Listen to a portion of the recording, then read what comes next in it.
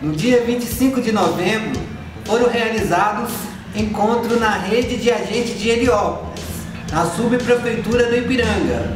A pauta principal da reunião foi o andamento da iniciativa de transformar a área conhecida como Terreno da Sabesp em polo cultural e esportivo, aberto e equipado para o uso dos moradores locais. Juntamente com a Fundação Via Varejos Casas Bahia, os participantes se organizaram em grupo para criar o perfil desejado para o uso do espaço, indicando os principais equipamentos e finalidades culturais e esportivas.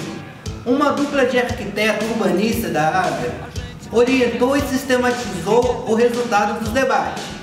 Já foram realizadas algumas reuniões em lugares variados.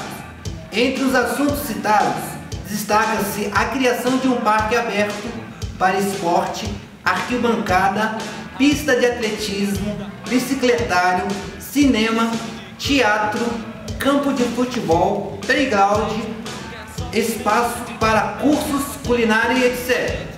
Também foram citados a questão do lixo, requalificação da área com curso da água, pela falta de cobertura vegetal, implantar usina de reciclagem de entulho, aproximar a cooperativa de catadores e criar espaço para mudas e hortas.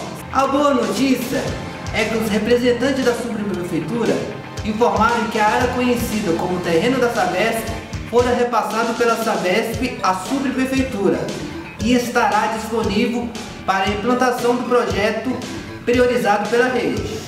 A subprefeitura deu o aval para o andamento da iniciativa e solicitou o envolvimento da Secretaria do Verde e o Meio Ambiente, a SUMA, do município de São Paulo, órgão responsável para a gestão do espaço de lazer da cidade, que deverá assumir a coordenação da iniciativa. Contamos com o apoio dos líderes comunitários, atores e artistas de toda a comunidade em geral, na participação das reuniões para sugerir novas ideias e melhor utilização do espaço dentro do contexto. Também contamos com a cooperação dos moradores das proximidades do terreno que não jogue lixo dentro do local, pois o mesmo vai ser utilizado em benefício de todos. A próxima reunião será no dia 19 às 19 horas na Nazaré. Sua participação é muito importante para que esse projeto possa se tornar uma realidade. Contamos com a presença de todos e até lá! Diversão e arte para qualquer parte.